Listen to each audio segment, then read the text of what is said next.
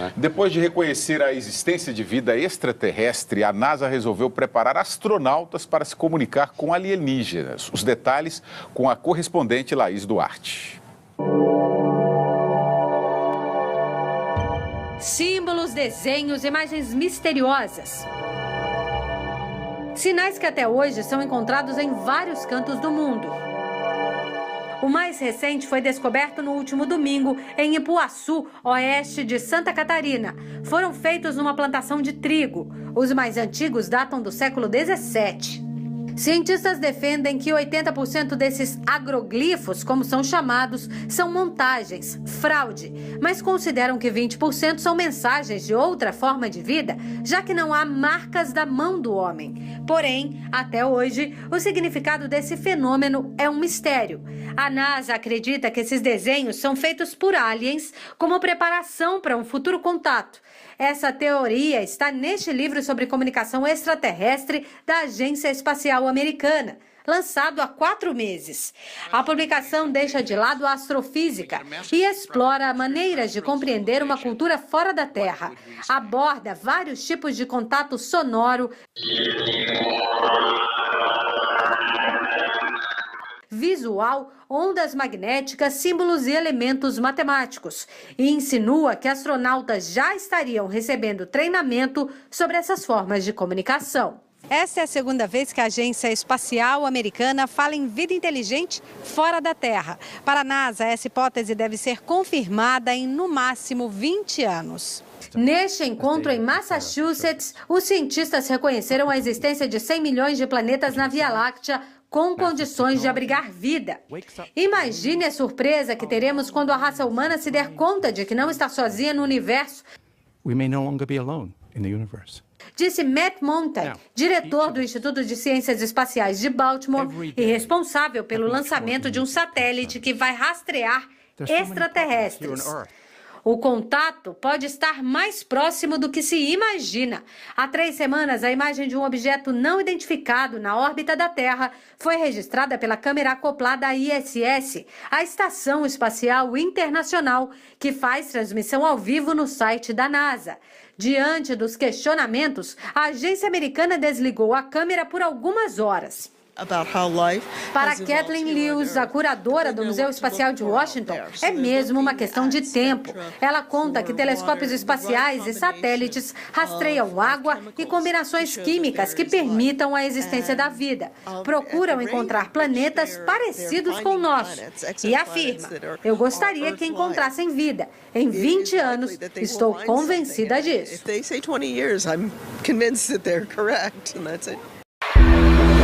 Chegou a hora da nossa reportagem especial.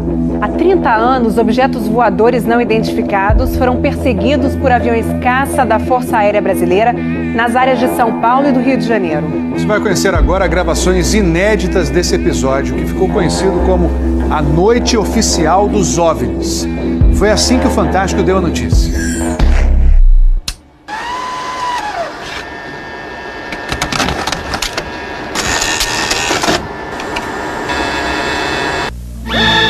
Esta semana, altas autoridades militares do Brasil admitiram publicamente pela primeira vez ter visto objetos voadores não identificados, os OVNIs.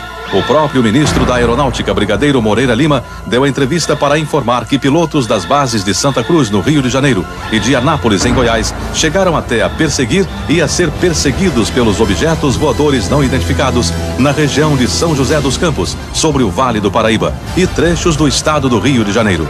Eram 21 OVNIs, segundo os militares, que ficaram mais de 3 horas sobrevoando o território brasileiro na noite de segunda e madrugada de terça-feira. Toda vez que é detectado algum objeto não identificado, evidentemente há um processo bastante eficiente de verificar se foi alguma aeronave que está voando sem um plano de voo aprovado, etc. Mas quando se comprova que é algo diferente, as aeronaves então são acionadas. O que ocorreu foi que os radares detectaram vários objetos não identificados.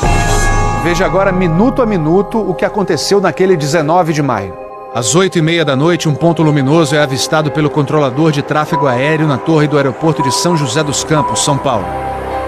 Um avião Xingu da Embraer se aproxima para pouso e o controlador pergunta ao comandante: "Você está vendo o ponto luminoso?" O Xingu confirma o avistamento, muda a rota e tenta se aproximar do OVNI. Quem estava no comando do avião era o coronel Osiris Silva, que voltava de Brasília depois de tomar posse como presidente da Petrobras. Eu vi um objeto luminoso no espaço, parecia um astro normal. Eu voei na direção dele e após 5, 6 minutos de voo, fiquei com a impressão de que ele começou a esmaecer, perder a intensidade e o brilho. 9h14 da noite. O controle de radar de São Paulo registra sinais sem identificação. 9h20. O controle aéreo em Brasília confirma a presença de objetos voadores não identificados. 10h23. O primeiro jato F-5 decola da base aérea de Santa Cruz, no Rio de Janeiro. Ele carrega armamento de guerra pronto para ser acionado. 10h45. O radar da base aérea de Anápolis, em Goiás, detecta sinais no radar. Um Mirage também armado decola em busca dos OVNIs. 11h15 da noite. O piloto do primeiro F-5 a entrar em ação avista um ponto luminoso e começa a perseguir o objeto voador não identificado. Nosso objetivo justamente era esse, se aproximar e identificar. Nós não conseguimos nem nos aproximar, muito menos identificar. 11h17. Mais um Mirage decola da base de Anápolis para perseguir os objetos. 11h20. O caça F-5 recebe pela primeira vez um sinal no radar de bordo confirmando a presença do objeto não identificado à sua frente. 11h36. O terceiro Mirage sai da base de Anápolis, mas não consegue contato visual com os OVNIs. Naquela noite, 5 jatos da Força Aérea foram acionados e retornaram sem conseguir se aproximar dos objetos. Os radares do Sindacta em Brasília registraram um total de 21 sinais desconhecidos no céu do Brasil. O grande personagem dessa história foi o controlador de voo que estava na torre de São José dos Campos. O sargento Sérgio Mota da Silva, que aparece nessa foto tirada na torre de São José poucos dias depois do incidente, foi quem deu o primeiro alerta sobre OVNIs. 30 anos depois, Sérgio, que hoje é controlador de voo civil, deu a primeira entrevista para uma TV. Ele preferiu não mostrar o rosto. Tem alguma coisa aqui no setor noreste de São José? Um farolzinho, pô, mas... Eu tô olhando bem, o bicho tá parado. Tem toque de guerra, nem vai pra esquerda nem pra direita, tá paradinho lá. Tô olhando, não é estrela não, é um farol. A olho nu parecia um avião. Quando coloquei no binóculo para observar, é que eu vi que ele era extremamente cintilante, multicolorido. Tinha vermelho, azul, branco, lilás, um monte de cores, com uma certa predominância do laranja, mas ele era muito bonito. O controlador pediu ao avião Xingu para tentar avistar o objeto. Eu expliquei a ele onde estava o objeto, pedi a ele que se ele tivesse avistamento, ele me informasse. Você permanece com ele à vista? Assim, nós temos a ponta vista. Esse bem visível, poderia descrevê-lo? É uma estrela grande. Estrela grande e bem vermelha. Entendido, grande e bem vermelha. Controle de São Paulo será alertado. O controlador em São José dos Campos avisa ao controle São Paulo que o Xingu está perseguindo o OVNI. Positivo. Ele está perseguindo o troço. Está perseguindo o troço? Tá indo atrás. Sério, tá indo. Controle? Tá vendo? Próximo de São Paulo, já da região do radar, esse objeto simplesmente desapareceu do radar. O Xingu também perdeu contato visual com ele. O avião Xingu abandonou a perseguição e pousou em São José dos Campos. Pouco depois, o controlador da Torre de São José alertou o controle São Paulo. Outros OVNIs estavam aparecendo no céu. Estou vendo 3 agora. São 3 luzes. Mas parecem estrelas. Mas o radar não pega estrelas. O que é isso? Você observa alguma mudança de cor, alguma coisa? Positivo.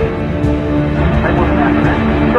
Rapaz, eu não sei. Pra mim, olha, aqui tá parecendo uma estrela. Mas só que um monte de cor bonito, rapaz. Tá vermelho, amarelo, branco. Tá dando um monte de coisa.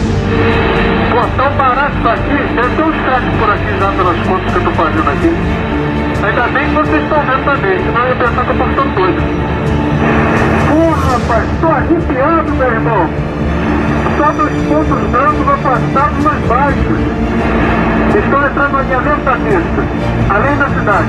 Tem 2 altos aqui no alinhamento da pista e tem mais uns 2 ou 3 embaixo, do outro baixo agora. Continuam se movimentando. Coisa linda, meu irmão. Pô, tá ficando bom esse negócio, viu? Tá ficando bom. O controlador Sérgio Mota da Silva faz uma revelação surpreendente. Ele tentou fazer contato com os OVNIs usando as luzes de balizamento da pista de pouso. Se eu aumentava o brilho do balizamento das luzes do balizamento, aliás, eles se afastavam.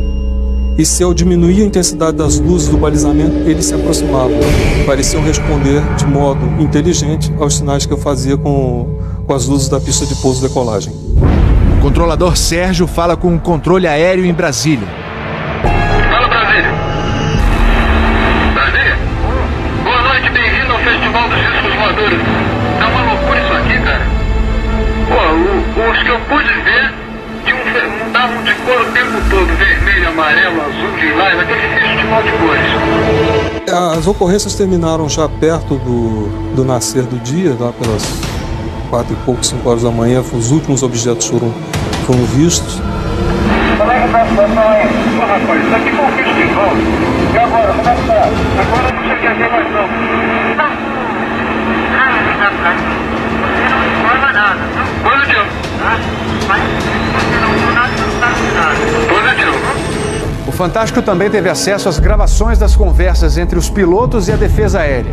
Um desses pilotos era o capitão Armindo de Souza Viriato. Veja agora como foi que ele perseguiu um OVNI com armamento pronto para ser usado. Eu estou em contato. Confirma? Estou em contato. Prossiga nesse contato, caçador. Caçador passando a rojão.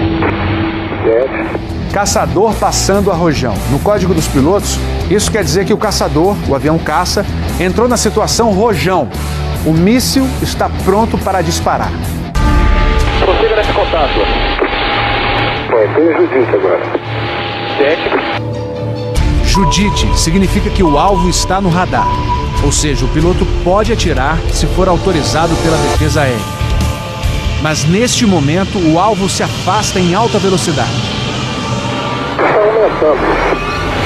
Aumentando a distância, confirma. Afirmativo. A distância está aumentando de novo aqui. Aumentando rápido, né? Comportamento muito estranho. O capitão Viriato falou sobre a incrível velocidade dos OVNIs numa entrevista ao Fantástico. Essa aceleração, o radar de Brasília chegou a pegar na época de defesa aérea, deu aproximadamente Mach 15. Isso aí daria em torno de 15 mil km por hora. 15 mil quilômetros por hora é uma velocidade muito acima dos jatos mais rápidos do mundo, que chegam no máximo a 4 mil quilômetros por hora. Um documento confidencial do Comando de Defesa Aérea de junho de 1986 concluiu: os objetos produziram ecos nos radares do sistema de defesa e também nos jatos que perseguiram os OVNIs. Houve contato visual dos pilotos. Os objetos atingiram velocidades supersônicas e mostraram capacidade de acelerar e desacelerar de modo brusco. E a principal conclusão do relatório: os fenômenos são sólidos e refletem inteligência pela capacidade de acompanhar e manter distância dos observadores, como também voar informação. Não foi possível identificar a origem dos objetos. Foram esses 2 ufólogos, pesquisadores de OVNIs, que conseguiram no Arquivo Nacional em Brasília a liberação gratuita dessas gravações. O fenômeno OVNI é real, existe, e o governo sabe disso, as Forças Armadas sabem disso. Essa documentação sendo exposta para o público permite que as pessoas entendam que isso não é brincadeira. Não tem como a gente falar que seriam naves extraterrestres, né?